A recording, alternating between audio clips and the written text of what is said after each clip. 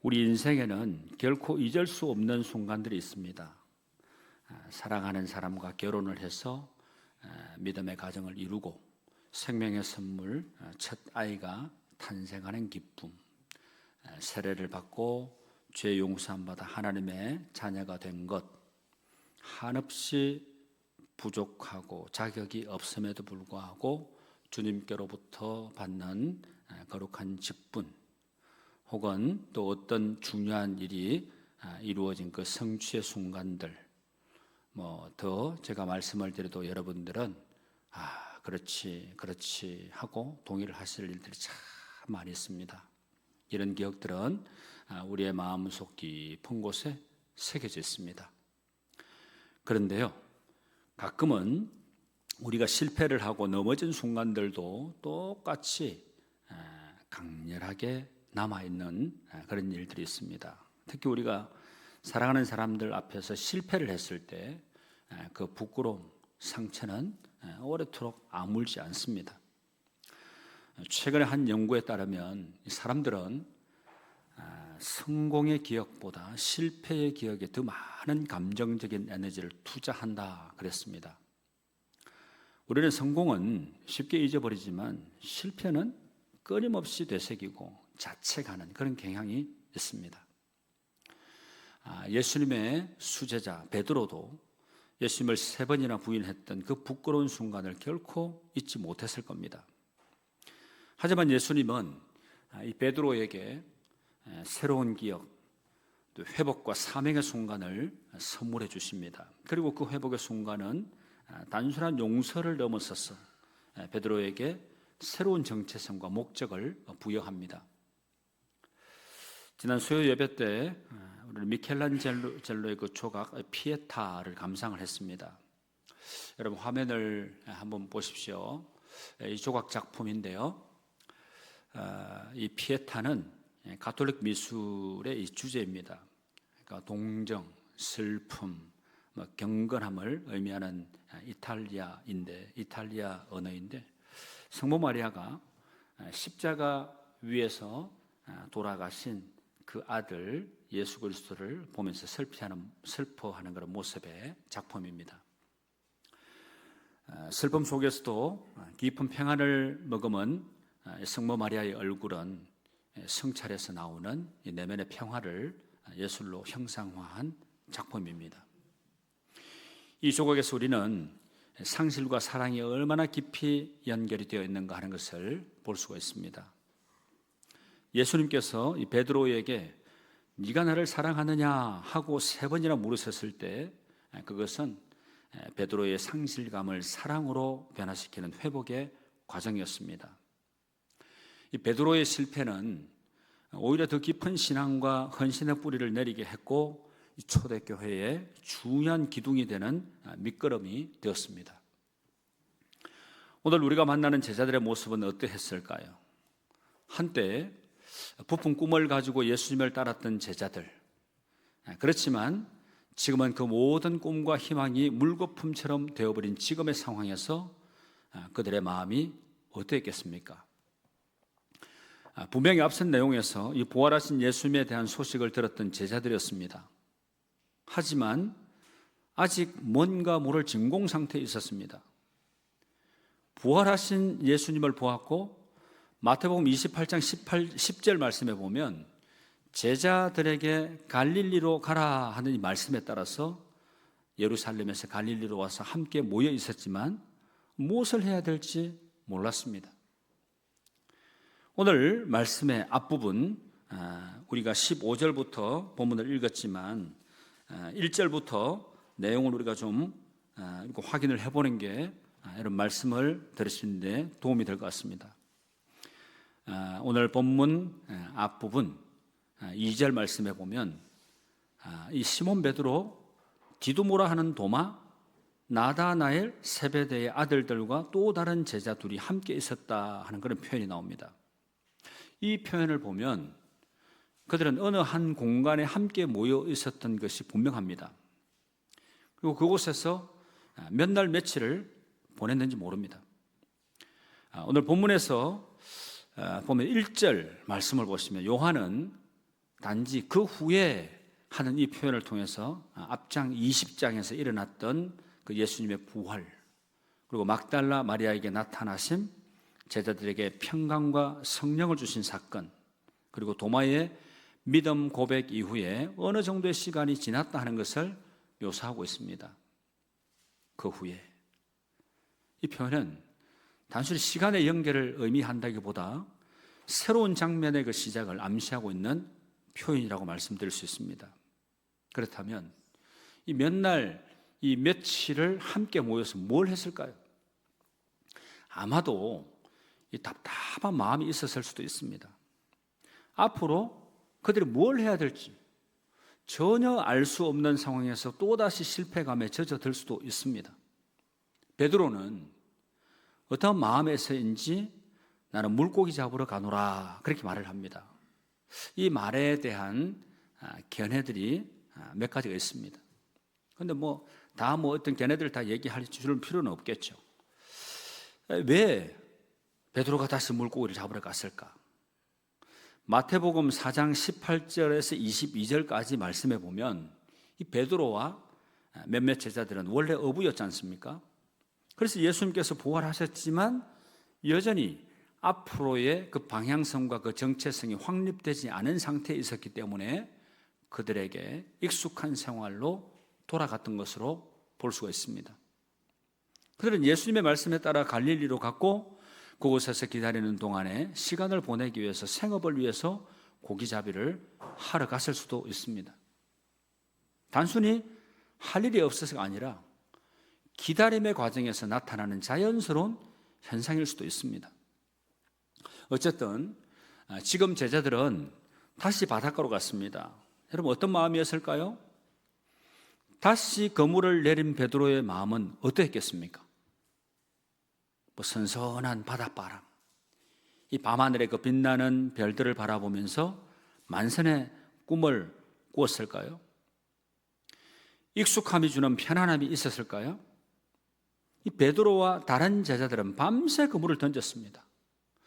그 그물을 던지면서 생각이 드는 것, 우리가 그물을 던지면 던질수록 그들의 그 마음은 텅 비어 있었다는 겁니다. 그 물질만큼이나 마음은 허해졌고 깊은 상처가 남았다는 거죠. 왜 이러지? 분명 이쯤 되면 물고기 떼가 있을 텐데 모든 경험을 다 동원해서 그물을 던졌지만 헛수고였다는 겁니다. 밤하늘의 별빛은 왜 그렇게 처량하게 비치는지 알 수 없는 실패감이 찾아왔습니다. 그들의 무력감은 현실이 되었습니다. 보통 경험에 따르게 되면 지금쯤이면 그래도 고깃개나 잡았을 텐데 한 마리도 잡지 못했다는 겁니다.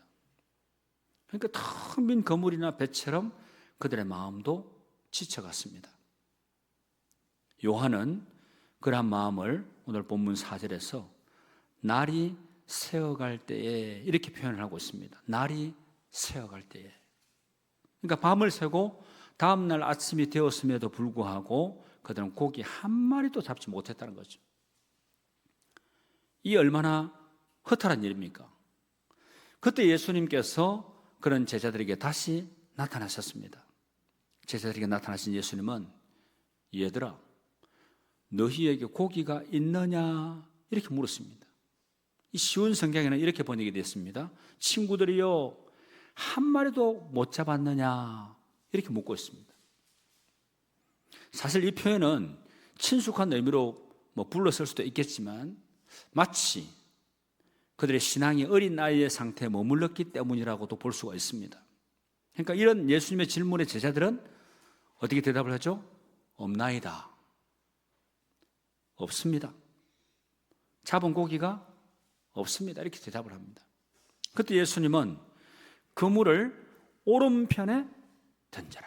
그러면 고기를 잡을 수 있을 거다. 이렇게 말씀을 하는데 그들은 영문도 모르고 뭔가에 홀린 듯이 예수님이 시키는 대로 그물을 던졌습니다. 그런데 놀라운 일이 생겼죠.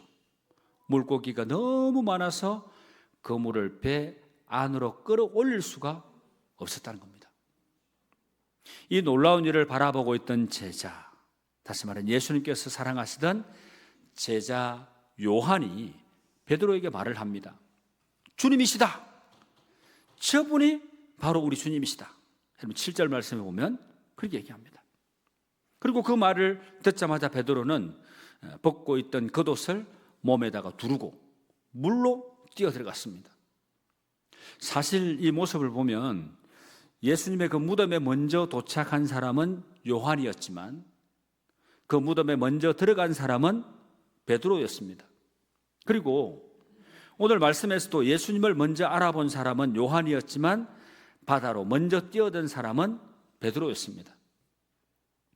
역시 생각하고 행동하는 요한과 달리 먼저 행동으로 옮기는 베드로의 모습을 여기서 우리가 쉽게 보게 되는 거죠. 그러는 사이에 다른 제자들은 고기가 가득한 그물을 당기면서 배를 호수가에 댑니다.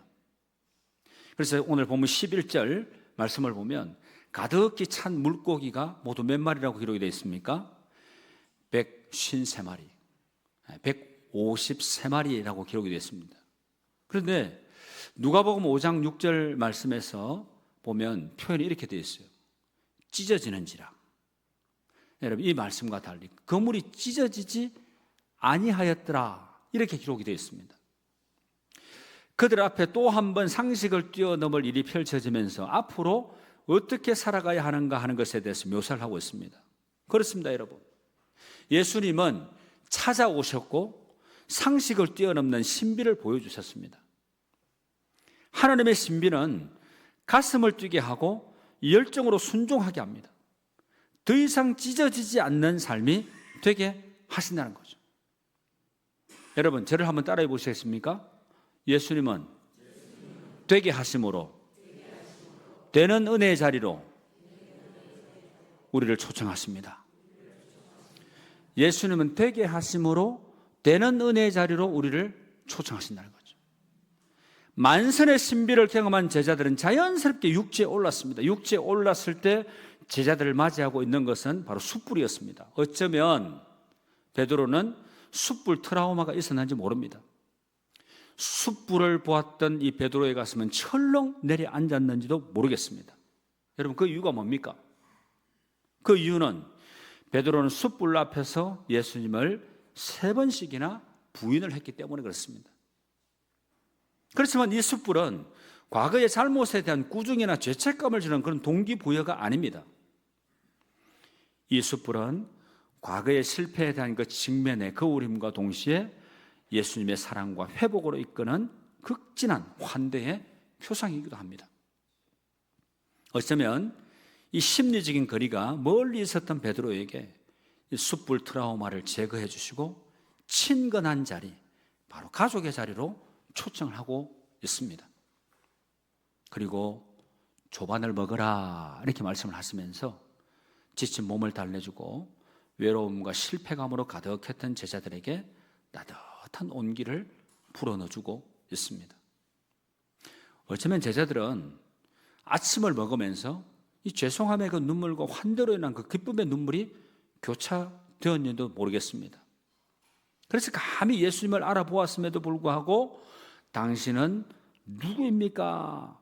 이렇게 묻는 사람이 없었습니다. 이렇게 예수님은 과거의 그 트라우마를 직면하게 하시고 치유하게 하신 후에 식탁 교제를 나눕니다. 이 식탁은 단순한 식탁이 아니라 좌절과 그 실패를 성공으로, 그리고 죄인을 의인으로 부르시는 그 환대의 초청입니다. 동력자로 세우시는 귀한 예식인 거죠. 이 예식을 한 후에 구체적인 사명에 관해서 확인시켜 주는데 바로 예수님께서 베드로에게 물었던 질문이 바로 이것 아닙니까? 네가 나를 사랑하느냐?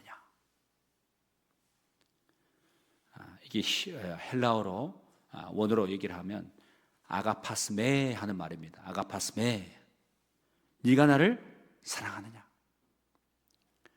이 물음은 인간의 한계를 넘어선 완전한 헌신적인 사랑을 물으신 것입니다. 그런데 베드로는 자신의 그 연약함을 인정한 그 진실한 고백을 합니다. 예, 제가 주님을 사랑하는 줄 주님께서 아십니다. 이렇게 두 번을 물으셨고 두 번을 같은 답을 합니다. 그리고 세 번째는 네가 나를 정신적인 스승으로서 사랑하느냐, 필레이스 메 하는 말인데, 예수님께서 이 필레오의 사랑으로 물으셨을 때 베드로는 사실상 솔직한 감정으로 주님을 사랑합니다, 이렇게 고백을 했습니다. 요한은 이 세 번째 예수님께서 묻고 베드로가 답을 했을 때 근심하며 대답했다, 이렇게 기록을 합니다. 여러분 17절 말씀이 바로 그 말씀입니다. 여러분 17절 말씀, 이 말씀을 쉬운 성경에서 보니까 이렇게 표현이 되어 있더라고요. 예수께서 자기를 사랑하느냐라고 물었기에 거의 울상이 되었다, 이렇게 기록하고 있습니다. 어쩌면 베드로는 예수님의 이 질문 앞에 자신이 세 번이나 부인했던 사건을 또 올렸을지 모릅니다. 요한복음 13장 37절에서 주를 위해서 목숨도 버리겠습니다 하고 호언장담을 했지만 너무나 나약하게 세 번씩이나 부인했던 그 자신의 부족함을 상기하고 있었는지 모릅니다.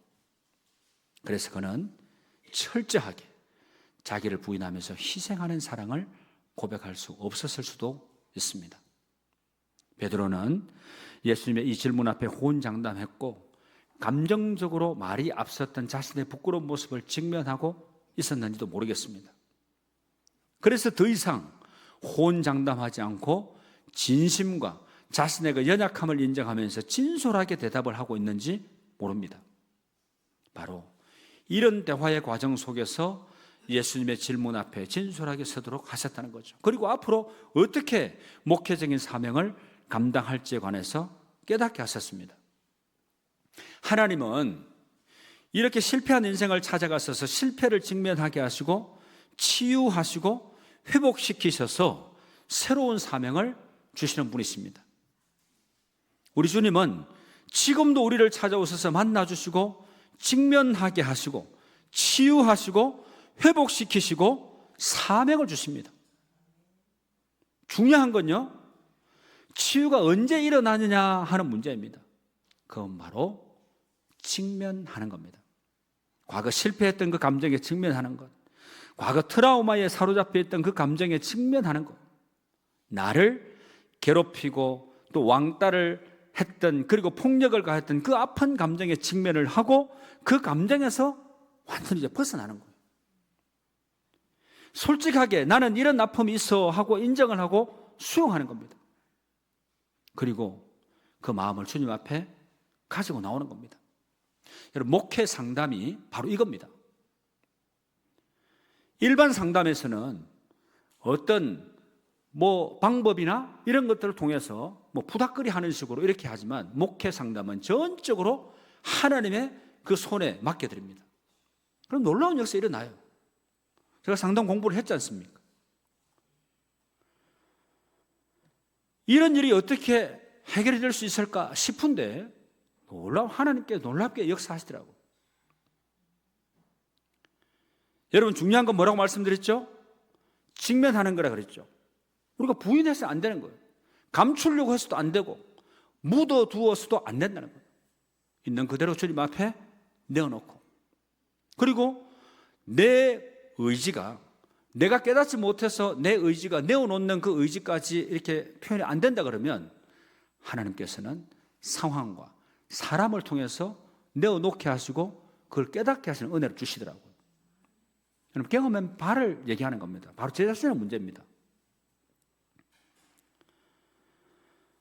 여러분, 성경에서 가르쳐주는 중요한 원리 가운데 하나는 바로 예수님은 치유와 회복을 거친 후에 우리에게 사명을 주신다는 거죠. 여러분, 이런 문제가 해결되지 않고 마음속 깊은 곳에 묻어둔 상태에서 만약에 하나님께서 우리에게 사명을 주셨다, 주님 제가 사명자로 세워지게 된 것 감사합니다, 할렐루야, 뜨겁게 막, 그래서 산에 가서 기도원 가가지고 나 자신을 막 굳건하게 딱 하고 내가 이제 하나님 앞에 귀하게 쓰임 받겠습니다. 좋죠. 뜨거울 때 좋습니다. 그런데 그 상처, 트라우마로 남아있던 이게 갑자기 불쑥 올라오게 된다 그러면 여기에 부딪히게 되는 거예요. 내가 이런 한계 선상에 부딪히게 되어서 내가 이렇게 나약한 사람인가 이런 생각을 하면서 유약해지는 거죠. 사명감이 흔들리게 될 수도 있습니다. 그러니까 목회를 하다가 중단하고 이거 아닌가 보다. 결국에는 여러분 사명은 누가 주는 겁니까? 하나님이 주시는 거예요. 결국 하나님이 주신 그 사명이 생각이 나서 돌아가려고 그러니까 나이가 이제 벌써 50이 넘어버리고 60이 넘어버리고 이게 너무 늦었다는 생각을 하는 거예요. 그러니까 아이고 삶의 현장이 내 목회 현장이지 뭐 이렇게 하고 목회하시는 그렇게 살아가시는 분들도 계시고 일찍 깨달으신 분들은 돌아와서 그래도 목회 현장에서 맡겨진 양을 돌보는 그런 일들을 봤습니다. 여러분 사명이 얼마나 중요한가 하는 것을 깨달은 예라고 말씀드릴 수 있는 거죠. 여러분 디모데후서 3장 16절 17절 말씀 이렇게 말씀을 합니다. 여러분 같이 한번 읽어보실까요? 모든 성경은 하나님의 감동으로 된 것으로 교훈과 책망과 바르게 함과 의로 교육하기에 유익하니 이는 하나님의 사람으로 온전하게 하며 모든 선한 일을 행할 능력을 갖추게 하려 함이라. 아멘. 여기서 성경에 기록된 목적이 뭐라 그랬습니까? 하나님의 사람으로 온전하게 세우려는 것이다. 여기서 사용된 온전하다 이 말은 그물을 깊고 다시 말해서 사람의 상처와 아픔을 치유하고 마음을 온유한 사람으로 바로잡고 다시 말하면 말씀으로 가득 채워서 말씀이 다스리는 사람이 되게 하여 사역을 감당할 만한 사람으로 세우는 거라는 거죠. 이것에 대해서 에베소서 3장 12절 말씀 이렇게 말씀을 합니다. 같이 읽습니다. 시작. 이는 성도를 온전하게 하여 봉사의 일을 하게 하며 그리스도의 몸을 세우려 하심이라. 아멘. 이렇게 온전하다 하는 이 말은 깨진 것을 고치고 준비해서 사명을 감당하게 올바로 세우는 것을 의미합니다. 건강한 신앙은 내면과 외면, 신앙과 삶이 조화를 이루어서 균형 있게 성숙한 상태를 보여줍니다. 목회자가 되기 전에 치유받아야 될 감정들이 참 많습니다. 사명자로 부름을 받았다고 무조건 마음이 건강한 것은 아니죠. 과거의 썬뿌리가 해결되지 않으면 그 썬뿌리는 계속해서 나를 괴롭히는 독이 될 수도 있습니다. 그래서 사명감을 가지고 그 썬뿌리를 제거하고 건강한 사명자로 세워지는 것은 대단히 중요한 문제입니다. 예수님은 이렇게 베드로를 고치고 치유하시고 온전한 마음으로 채우셔서 앞으로 감당해야 될 사명을 주시는데 내 양을 먹이라, 내 양을 치라, 내 양을 먹이라. 여러분 이 말씀은 우리 모두에게 주시는 우리 주님의 마지막 명령입니다.